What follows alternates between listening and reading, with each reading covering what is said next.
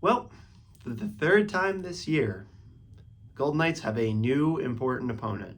After beating the Winnipeg Jets in 5 and the Edmonton Oilers in 6, Vegas Golden Knights have a very familiar date in the Western Conference Final, being an actual former opponent of theirs and a former coach and some former players.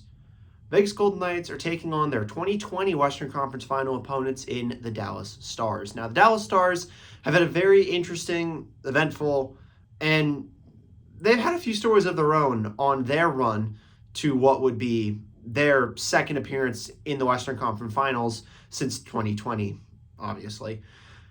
Obviously, they got through the Minnesota Wild in 6, and we're not going to talk about the fact that if the Minnesota Wild had gone with Gustafsson instead of Fleury in Game 2, we'd probably be facing the Minnesota Wild right now. And obviously, they got past the Seattle Kraken in 7. So it took the Dallas Stars 13 games to get to the Western Conference Final, to the Golden Knights, to the Golden Knights 11 games. So we're not really going to factor in rest versus rust because both teams have been off for a pretty extended period of time, with the Golden Knights wrapping up their series early this week and, the Dallas Stars doing the exact same thing the next night. And then, there being a very sizable amount of time off leading to what is now a Friday night puck drop. So there are a couple of players on both sides that are going to have major effects on this series. And like I have with every other breakdown for this entire postseason, whether it be with the Jets or whether it be with the Oilers, we're going to start with unfamiliar territory. We're going to talk about the things and the individuals who are going to have the biggest tell on what happens in this series for the Dallas Stars. Now, the Dallas Stars have had a bit of a breakout postseason by two key players. Those two key players being Roope Hintz and Wyatt Johnston. Now, Roope Hintz is a player of whom I've actually gotten to see play and come up through the ranks. I've seen a few games when he was in the minor leagues with the Texas Stars of the American Hockey League, the Dallas Stars farm system. So he's a good player. He's got a lot of talent. And this season, especially this postseason, he decided to have a massive coming out party. He's like second in points through 2 rounds.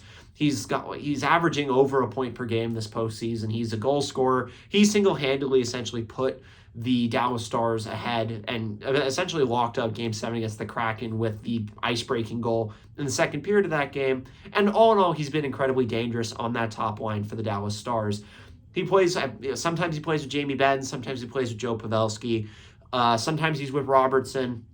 All great players who play better because they play with Roope Hintz. Now, I know here, with my personal opinions, I don't think Roope Hintz is the greatest player in the world, especially given who the Golden Knights has dealt with in the form of Connor McDavid and Leon Draisaitl, but he's still very dangerous, especially in this postseason, and especially playing with a talented player like Joe Pavelski, who really, Golden Knights fans need no introduction to Joe Pavelski. He is, aside from being the reason that in year 2 the Golden Knights didn't get out of Game 7 against the San Jose Sharks, he's a great player. He's going to hang out in the high slot. He's going to tip a lot of shots.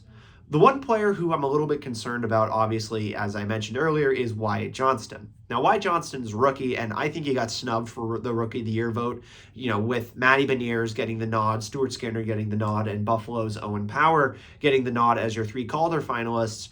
I really think the list was missing Wyatt Johnston, who was tied with Matty Beniers in rookie goal scoring. So he's very dangerous. He made Phil Grubauer look like an amateur in Game 7 to put the Dallas Stars up 2-0, and he could score up there with the best of them. He's up in the top 6, whether it be with Sagan or with anybody up in that top 6. He's a goal-scoring threat. He's got a lot of talent, and he's very young and very confident. 2 things that make any hockey fan a little bit nervous. Anybody remember Kirill Kaprizov or, Tage Thompson throughout this season? Young equals dangerous. Even the Golden Knights had their own version in the form of Pavel Dorofeev, who hasn't played in a while. But he was that same way, young, and he kind of caught fire when he needed to. So ultimately, those are the 2 forwards that are going to make a big difference. On the back end, obviously, the Dallas Stars have great defensemen like Miro Heiskanen. They got Ryan Suter. They got former Golden Knight Colin Miller. And ultimately, that's a pretty solid defense core, albeit their third pair is made up of 2 young players. One just got called up recently, and one is still very young and kind of raw.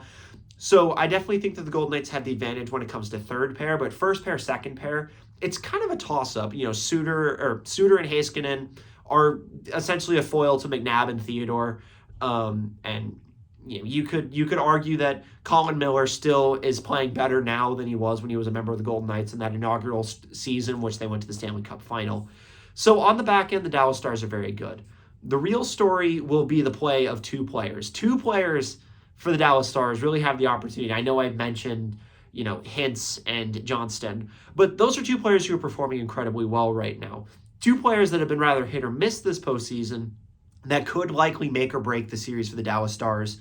First of which is Jason Robertson. Now, Jason Robertson had like 50 goals this year, so he's very good. He's incredibly talented. There's no denying that. He's been in a bit of a slump this postseason with only 2 goals through 13 games, which is abysmal production by his point of view. If anything, he's like down on the third line now for the Dallas Stars, which is very low for a player of his caliber. If he's able to get off the snide early on in this series, he could become a major thorn in the Golden Knights' side, and that'd be a little bit of a problem, especially because he's such a high-end talent. Once you get him going, he's going. Think what's going on with Jonathan Marchessault on the Golden Knights side. He had nothing through like 9 games, and then he had 5 goals in the last 3 against the Edmonton Oilers with a hat trick and a 2-goal game. So you got that to keep in mind. If a good player gets hot, he just tends to ride it. And so that's why Robertson is a player that you kind of have to look out for, especially as this series grinds on, particularly with game 1, which starts in like 2.5 hours for me. The other player who I think, and this is not going to be a controversial statement at all, the one player who has the biggest impact in the way this series is going to go, whether it be in the favor of the Dallas Stars or the favor of the Golden Knights, is going to be Jake Oettinger. That's just obvious. Jake Oettinger is probably the best goalie currently remaining in the Stanley Cup playoffs. You can say all you want, about the goalies in New Jersey with Sergei Bobrovsky or Freddie Anderson or even Adin Hill, but all of them can't even hold a candle to what Jake Oettinger is when he's playing incredible. I still remember last year when the Dallas Stars and really just Jake Oettinger willed that series against the Calgary Flames to Game 7 overtime. And so if he, in Jake Oettinger, gets that going again, it's going to be a really tough series. He's already given the Golden Knights fits numerous times this season. I can think back to that 3-2 or 2-1 overtime game at the Fortress late in the regular season, in which while the Golden Knights did get to him for a couple of goals, he held the fort down, and ultimately the Stars were able to come back and win in a shootout. Yeah, there are no shootouts in the playoffs, and I'll concede that. But Oettinger, when he gets hot, can be very, very dangerous. Thinking back to Game 7 against the Seattle Kraken, he pitched a shutout through 59 minutes and 40 seconds of that game. So he's given up 1 goal going into this Game 1 against the Golden Knights. And so he's playing good right now. However, he has been inconsistent. He got yanked a couple of times against the Stars, or against the Kraken, rather. He got lit up like Christmas in those games as well. He's given up more goals this postseason than I even personally expected from him, and that's saying something. And so if he has a good series, it will be a very interesting string of games for the Golden Knights, and it will be important to try and get to him early in this series, try and shake not only his confidence, but the confidence of the defensive core in front of him. As, while they are decent, they don't have the shot blocker in the form of Pietrangelo or Martinez or McNabb. They've got the skill in the form of Heiskanen, but they don't have that rock, especially in that bottom pair. Which is why I think that from the Golden Knights' perspective, we should still be concerned, but I wouldn't be actively worried.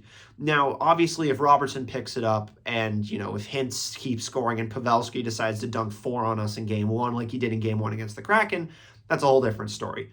On the Golden Knights side of the ice, it's very obvious who is going to be the most important players for this series. Obviously, you've got to think of Adin Hill. Got to play from the net outwards. He had an incredible string of games against the Edmonton Oilers, who are undeniably the most dangerous offensive team the NHL has seen in the last 10 years. Did a decent job holding down the fort against McDavid and Draisaitl and Nugent Hopkins and Nurse and Bouchard and all those high-octane names. But the Oilers played a different kind of offense to the Dallas Stars. The Dallas Stars love the high tip. And so if Hill's able to adjust to that, and really if the defense are able to box out well, I'm looking at Pietrangelo, I'm looking at Martinez, those players are going to have to protect the front of the net as best as they can to not allow players like Pavelski to get to the interior ice. And honestly, they're going to score from there. So if the Golden Knights are able to keep them away from there, or if Hill is able to make those adjustments and make the saves he's supposed to make and a couple more of the saves he's not supposed to make, everything should be fine. In terms of defense, I think that the defensive side of the Golden Knights game has been incredibly good, not just in the six defensemen, but in the forward core as well, which is something that the Stars are kind of lacking, which is a true shutdown forward line. I can think of at the end of Game 6, watching the national broadcast, being told that McDavid and Draisaitl were being kept away from William Karlsson because they weren't winning any battles. That's the best forward anybody has ever seen, being forced to be kept away from a guy who was given up for free in exchange for a first-round pick in the expansion draft 6 years ago. I mean, comments about player development aside, the Golden Knights have a very good defensive depth team, especially on the back end, but primarily on the forward core. You've got Stone, who's one of the best two-way forwards in the NHL. You've got Eichel, who has found a defensive part of his game. You got the misfits, who are right now firing on all cylinders, even though it took them a while to get going. Marchessault and Smith having no goals through the first 7-8 games of the postseason, just to really light it up at the end of the series against the Oilers. Really, this is going to come down to talent, and it's going to come down to who wants it more. And I haven't even addressed the elephant in the room of, obviously, former Golden Knights coach Pete DeBoer doing Pete DeBoer things and taking his new team to the conference final for not the first, the second, or the third, but the fourth straight time in his first year with a new team, getting it all the way to the conference final. Now, he did it with the Golden Knights, lost to the Dallas Stars, and now he's doing it to the Dallas Stars. Whether he will defeat or lose to the Golden Knights is for the future to decide. If Jack Eichel has a good series, if Mark Stone has a good series, if Chandler Stevenson has a good series, if Adin Hill has a good series, and if the defense corps have a good series, then it may not take super long. And combine that with Ottinger being a little shaky, I'm going to be kind of optimistic and say Golden Knights in 6, mostly because I've got some personal motivations behind that. But it all comes down to the goaltending, honestly. Goaltending, defense, and depth scoring. Golden Knights have some incredible depth, some of the best depth scoring in the NHL right now. But Dallas Stars have a much stronger top end. And I can't believe I'm saying that for a team that has Mark Stone and Jack Eichel. But Joe Pavelski, Roope Hintz, Wyatt Johnston, Tyler Seguin, Jamie Benn, and Robertson are all very great players, and you have to give them credit where credit is due. And so if the Golden Knights are able to bottle up those top 6 forwards, bottle up Miro Heiskanen as best as they can, and just try and make hay with the bottom 6, try and make hay with the bottom 2 pairs of defensemen, it could be a very interesting series. So if Andre plays good, it's Dallas in 6.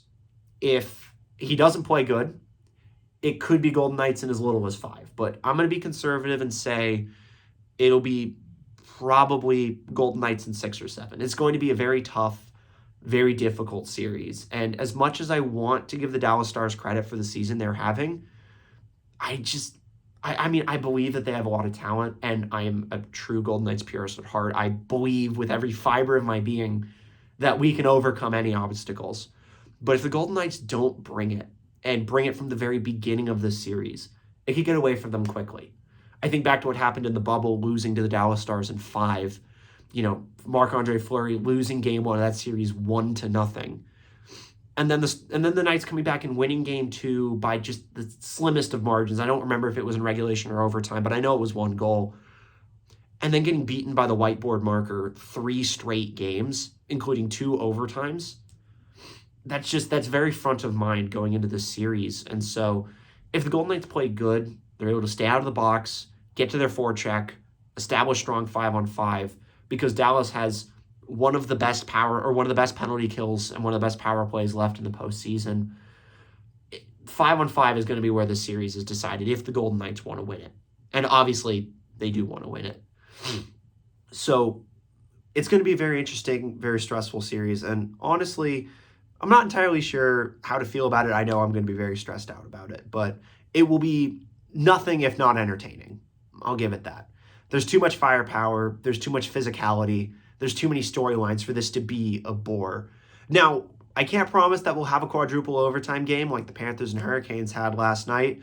And believe me, I was up to watch that whole game. If you look closely, you can still see the bags under my eyes from it. Holy moly. It's going to be fun. I'm confident that the Golden Knights are going to be able to hold on to it. They've got all the momentum right now. They've been playing really great hockey recently. But it all comes down to execution. And I don't know how to feel about that. Final prediction, Golden Knights in 6 or Dallas Stars in 7. I really hope I'm right about the first one.